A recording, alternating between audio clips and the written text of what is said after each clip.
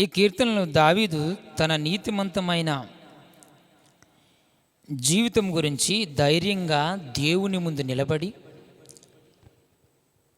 పరిశుద్ధతతో దేవునికి నిజాయితీగా ఉండటం ఎలా అంటే నిజాయితీగా ఉండి పరిశుద్ధంగా ఉండి దేవుడు ఎదురుగా నిలబడి ధైర్యంగా దేవుడితో మాట్లాడి ఎలా మాట్లాడగలగాలి అనే విషయం మనం ఈ కీర్తన భాగంలో మనం చూసుకోవచ్చు. ఎందుకంటే దావీదు ఎంత ధైర్యంగా ఎంత యథార్థంగా ఉన్నాడో ఎంత నీతిమంతుడుగా ఉన్నాడో ఆయన ధైర్యాన్ని చూస్తే మనం ఫస్ట్ వచనంలో తెలుస్తుంది. యెహోవా నేను యథార్థవంతుడనై ప్రవర్తించుచున్నాను, నాకు తీర్పు తీర్చుము. ఏమీ సందేహపడకుండా యెహోవా యందు నేను నమ్మిక ఉంచున్నాను. ఈ వర్డ్ పలకడానికి ఎంత గట్స్ ఉండాలండి. దేవుని ఎదుట ఒక మానవుడు ఈ విధంగా పలుకగలకడానికి ఎంత ధైర్యం ఉండాలి అంటే ఎంతో నీతిగా యథార్థముగా జీవిస్తే కానీ ఈ మాట మనం పలకలేము. చూడండి, అందులో నాకు యథార్థవంతుడని ప్రవర్తించుచున్నాను, నాకు తీర్పు తీర్చుము. ఏమీ సందేహపడకుండా యెహోవా యందు నేను నమ్మిక ఉన్నాను. ఇంకా ఇందులో నమ్మిక ఉంచడానికి ఎటువంటి సందేహం లేదు ఇక్కడ. అంటే తన మీద తనకి ఎంత కాన్ఫిడెంట్గా ఎంత విశ్వాసం కలిగి దేవుని యందు ఉన్నాడో తన మీద అంటే దేవుని యందు ఎంత నమ్మకంగా ఉన్నాడో ఆ వర్డ్లో మనం ఎంతో నమ్మకంగా ఉంటే ఎంతో మనం ఇప్పుడు చూడండి, ఫర్ సపోజ్ మనం ఏదైనా ఒక మంచి పని చేసినాము, ఖచ్చితంగా అది చేసామంటే మనం ఎంతో గట్టిగా అవి ఎంతమంది ఒక 100 మంది వచ్చి అది నువ్వు చేసావు అనే కూడా మనం చేయకపోతే ఆ కాన్ఫిడెంట్ మనం చేయలేదని మనకు తెలుసు కాబట్టి మనం గట్టిగా మనం నిలబడతాం. అలాగే దావీదు ఈ కీర్తనలో ఎంతో నీతిమంతుడిగా ఎంతో యథార్థంగా ఉన్నాడు కాబట్టి ఇన్ కేస్ దేవుడు వచ్చి తీర్పు తీర్చినప్పుడు నాకు తీర్పు తీర్చుము, నేను ఈ విధంగా న్యాయవంతుడిగా యథార్థవంతుడిగా జీవించాను అనే విషయాలు దావీదు జీవితాన్ని గురించి మనకి ఇక్కడ ఈ మొదటి వచనంలో తెలియజేస్తూ ఉంది. తర్వాత చూడండి, మళ్ళీ ఇంకొకటి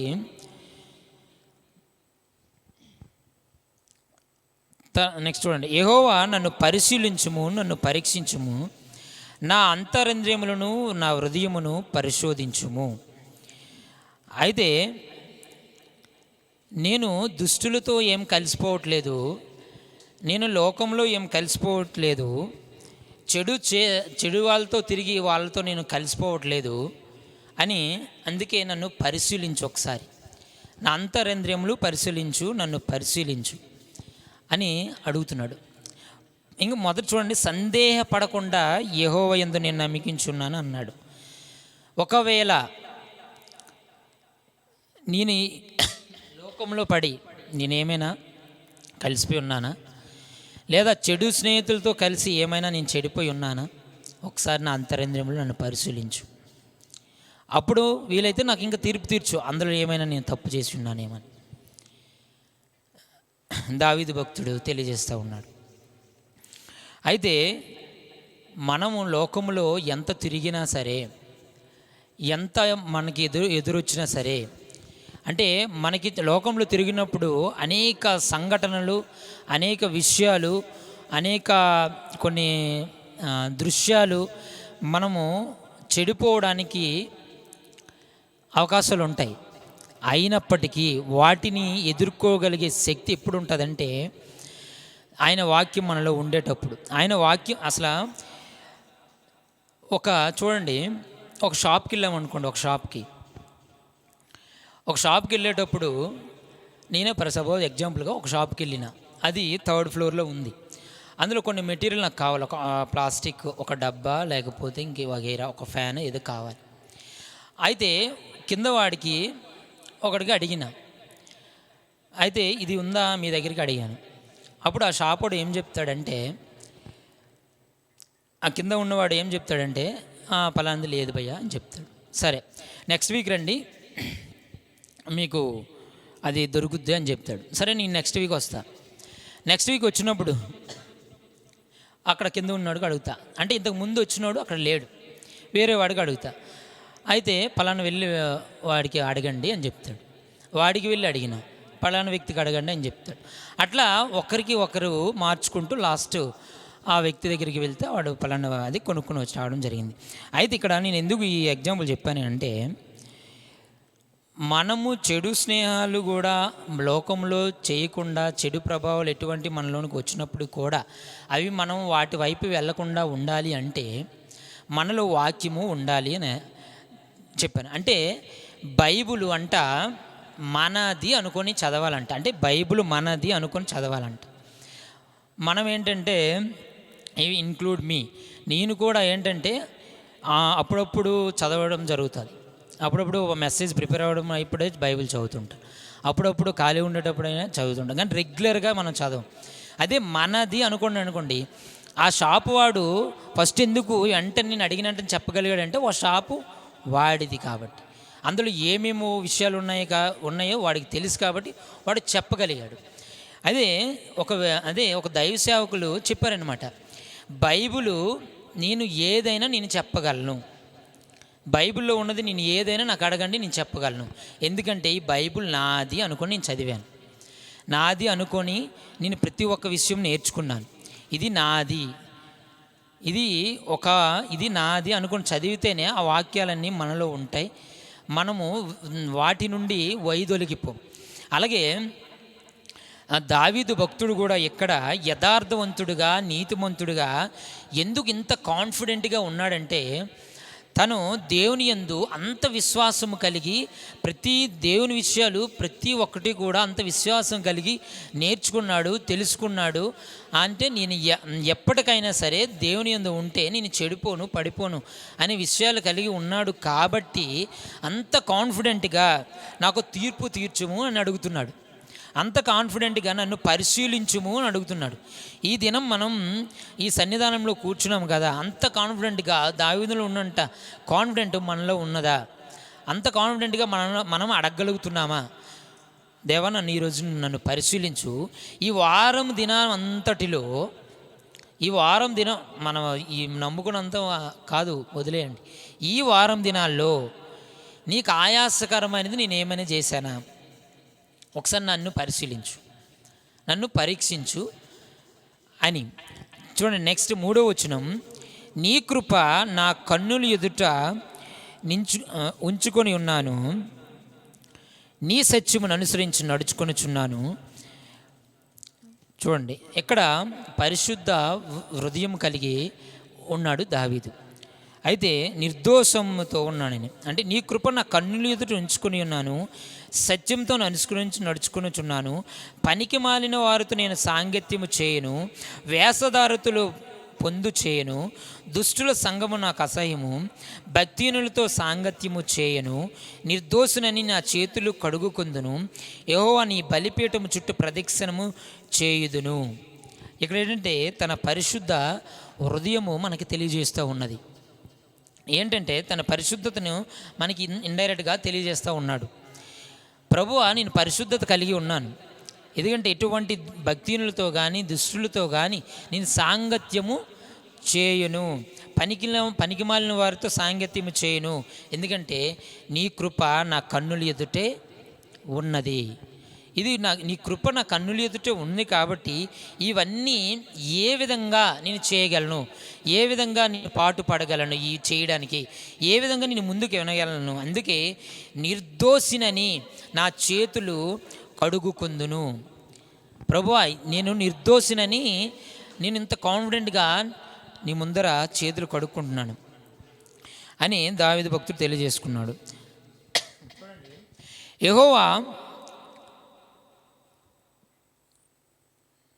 చూడండి నెక్స్ట్, నీ ఆశ్చర్య కార్యములను వివరింతును, యెహోవా నీ నివాస మందిరమును నీ తేజో మహిమ నిలుచు స్థలమును నేను ప్రేమించుచున్నాను.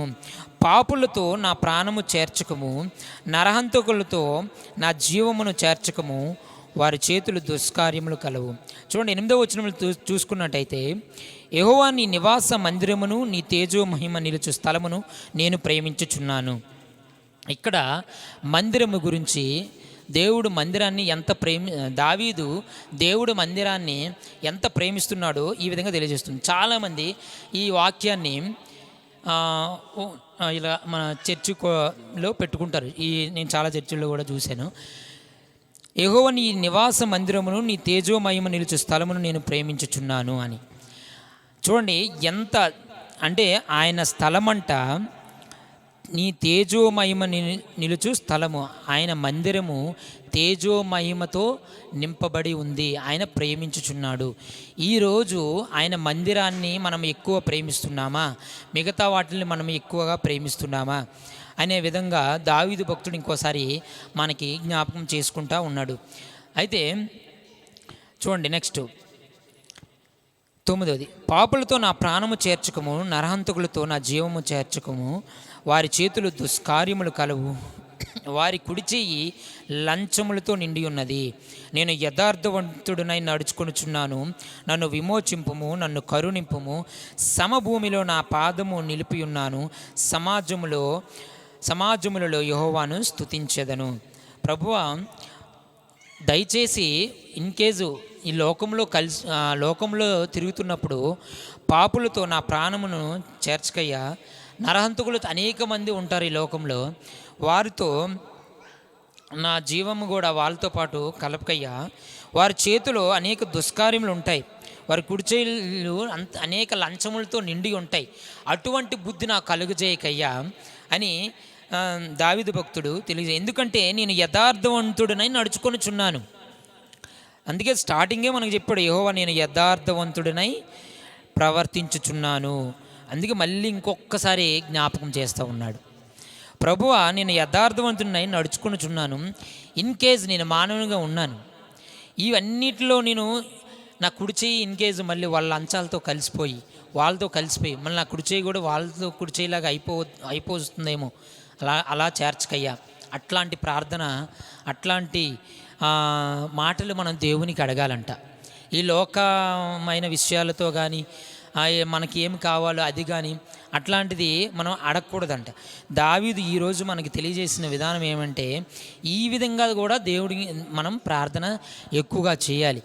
మనం ఏంటంటే ఎక్కువగా ప్రార్థన చేస్తూ ఉంటామంటే మన అవసరతల కొరకు, మన స్వప్రయోజనాల కొరకు మనం ప్రార్థన చేస్తూ ఉంటాం. కానీ దావీదు తన ఆత్మీయతను ఏ విధంగా కాపాడుకోవాలి, తన ఆత్మీయతను ఈ లోకంలో కలిసిపోకుండా ఎటువంటి జాగ్రత్తలు తీసుకోవాలో దేవునికి అడుగుతున్నాడు. ప్రభువా, ఇన్ కేస్ నేను ఈ లోకంలో ఉండేటప్పుడు ఇన్ని ఎదుర్కోవాల్సి ఉంటుందయ్యా, ఇవన్నీ ఎదుర్కోవాల్సి ఉంటుంది, ఇవన్నీ నాకు ఎదురుగా వస్తుంటాయి. కాబట్టి వీటిలో నేను కలవకుండా, వీటిలో నేను చేయి కలుపకుండా, వీటిలో నేను పాలు పొందుకోకుండా నన్ను ఉంచయ్యా. సమభూమిలో నా పాదము నిలిపి ఉన్నాను, సమాజంలో నేను యెహోవాను స్తుతించెదను. అంటే సమాజంలో నీకు కృతజ్ఞత స్థుతులు చెల్లేవంచువాడినిగా నేను ఉన్నాను ప్రభువా, నన్ను ఈ విధంగా ఉంచు. కానీ నీ నివాస మందిరాన్ని ప్రేమించే విధంగా వాడినిగా ఉంచు నన్ను. ఈ లోకంలో ఇంక వేటిని కూడా ప్రేమించకుండా నీ తట్టు తిరిగి నీ యందు యథార్థం కలిగి ఉండి నిన్ను ప్రేమించేవాడిగా, నిన్నే స్తుతించేవాడిగా నన్ను ఉంచయ్యా అని దావీదు భక్తుడు తెలియజేస్తూ ఉన్నాడు. మనం కూడా ప్రతి దినము కూడా మనల్ని మనం పరిశీలించే విధంగా దేవునికి ప్రార్థన చేయాలి. దావీదు ఏ విధంగా నా అంతరింద్రియములను నా హృదయములను పరిశోధించు ప్రభు అని ప్రార్థన చేస్తున్నాడు. అదేవిధంగా మనము కూడా మన అంతరింద్రియములు మన హృదయమును పరిశీలించాయని దేవునికి మనం ప్రతిదినం కూడా లేచి ప్రార్థన చేసుకున్నాక మన స్వప్రయోజనాల కొరకు దేవుణ్ణి అడగాలి. ఎందుకంటే ఇది ఆయన ఆలయమై ఉంది కాబట్టి ఇది ఎంత పరిశుద్ధముగా, ఎంత ఆత్మీయతతో నిండి ఉంటుందో అప్పుడే దేవుణ్ణి మనము కృతజ్ఞతాస్తుతులు చెల్లించబద్దులమై ఉన్నాం. కాబట్టి దేవుడు నాకు ఇచ్చిన ఈ అవకాశాన్ని బట్టి, ఆరాధన వాక్యాన్ని బట్టి దేవుణ్ణి స్తుతించ బద్దుడై నేను ఉన్నాను.